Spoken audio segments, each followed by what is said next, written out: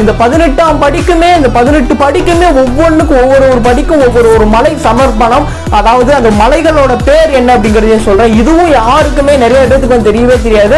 ஐயப்பன் கோயிலுக்கு போயிட்டு வந்தவங்களுக்குமே நிறைய பேருக்கு தெரியவே தெரியாது. அண்ட் இதை பத்தி அந்த ஒவ்வொரு படிக்கும் அந்த ஒவ்வொரு மலைக்கும் என்ன சம்பந்தம் இருக்கு அப்படிங்கறத பத்தி உள்ள டீடைல்டா எக்ஸ்பிளைனா உள்ள வந்து சொல்ல போறேன். ஐயப்பனோட 18ஆம் படியோட வரலாறு பத்தி தான் இன்னைக்கு இந்த வீடியோல வந்து பார்க்க போறோம். இந்த ஒவ்வொரு படிக்கும், அதாவது இந்த 18 படி இருக்கு அப்படின்னா இந்த 18 படிக்கும் ஒவ்வொன்றுக்கும் ஒரு மிகப்பெரிய வரலாறு.